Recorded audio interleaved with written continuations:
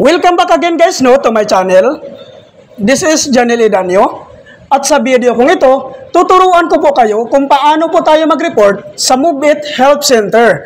Lalong-lalo na po guys sa mga delayed cash out po guys no. Dahil po marami pong nagka-problema po sa pag-cash out po natin. So dito po guys, ituturo ko po sa inyo kung ano po ang dapat gawin. So click po natin ang Move-It Drivers app. Ayan. So ayan po guys, nandito na po tayo ngayon sa Move-It Drivers app po natin. No? Ito po yung dashboard ng Move-It Drivers app po natin. So sa bandang left side po, makikita po natin yung earnings. So yan po yung gagawin natin guys, i-click lang po natin yung earnings na yan. Ayan. Then, dito naman po sa bandang baba po guys, no, makikita po natin yung credit wallet. So, i-click po natin yan ang credit wallet. Ayan, click po natin yan. So ngayon po guys, nandito na po, nakikita na po natin ang two types of wallets, no? Credit wallets at saka cash wallet. Which is, click po natin yung cash wallet po. So ayan po guys, nandito na po tayo ngayon sa cash wallet po natin, no? So nandyan po yung transfer to account, then check transaction history. So ang gagawin po natin guys, i-click lang po natin yung check transaction history. So ayan po. So ngayon po guys, ito po yung sample na binigay ko sa iyo na video guys, which is tapos ko na itong na-receive ko na po yung cash out ko po guys kasi po guys, nag-cash out po ako nung September 14. So nung nag-report po ako, automatic na re-receive ko po kaagad guys yung cash wallet ko po, yung cash out ko po guys. So ngayon, hanapin po natin guys, no? So ituturo ko po sa inyo kung paano ko po ginawa. Sundan nyo lang po ito guys. Ayan, hanapin po natin yung cash out ko po na delayed cash out ko. Ayan, scroll up na natin. So, ayan po guys, andito na po yan. So, ito po yung 300 pesos po guys na kinash out ko po noong September 14. So, click po natin yan ha. So, ngayon po guys, andito na po tayo ngayon guys sa cash out po ko po guys noong September 14 po, no? So, nakalagay dyan yung date po. So, ngayon, ang gagawin po natin dito ay i-click lang po natin itong nasa baba guys, itong report an issue. Ayan, click po natin yan.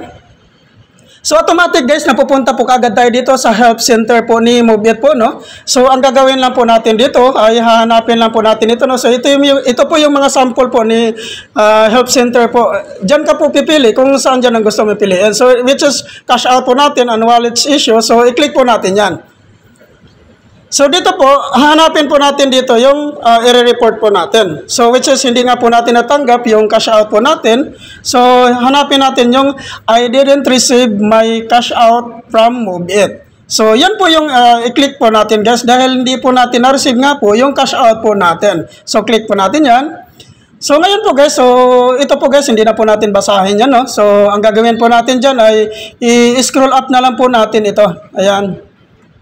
Dito po sa bandang ibaba guys, makikita po natin dito, no? So, itong nakalagay dito guys, so dito sa box na to guys, yun po yung i-click po natin dahil mamimili po tayo dyan kung ilang araw na po na hindi natin natanggap yung cash out natin. So, meron dyan 1 to 2 or 3, more than 3 days.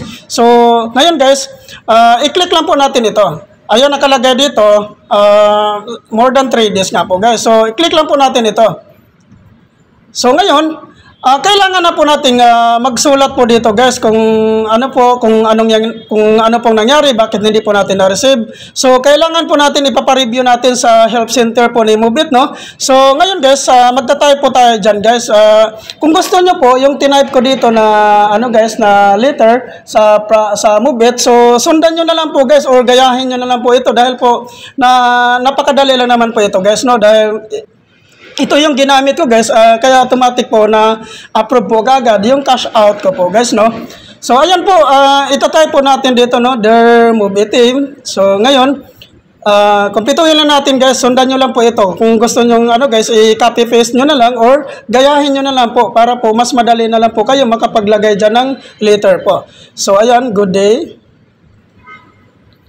Yan, type lang natin yan. Yan, I humbly request to your good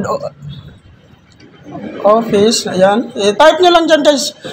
Sundan nyo na lang po yan guys para hindi na po kayo mahihirapan pa, no? Dahil po talagang ano guys, ito guys ang ginamit ko na to na letter na to guys, itong sinulat ko na to dito. So automatic naman po talaga guys, nag-response naman po agad si Mobit. Ang kagandahan na po kasi sa dito guys, no, sa Mobit Help Center, pagka once na ano po tayo guys, mag-report po tayo sa kanila, so automatic may sasagot ka agad po sa ano guys, sa report po natin. Dahil po 24 hours naman po ito sumasagot po sa mga report po natin, no? So ayan po, kumpletuhin nyo lang po dyan. Kailangan po maganda po yung reason din po na ilagay natin dyan, isusulat natin para sa kanila, para po mas maunawaan nila. Ang ano lang po dito guys, no, kailangan po talaga English po yung isusulat natin dito, no? Dahil talagang siguro yung mga taga-help center dito ni Mobit, English po talaga yung ano dito, speak po nila dito. So, kaya po, kung gusto nyo po, sundan nyo na lang po ito para mas madali na lang po sa inyo. Basta i-type nyo lang dyan,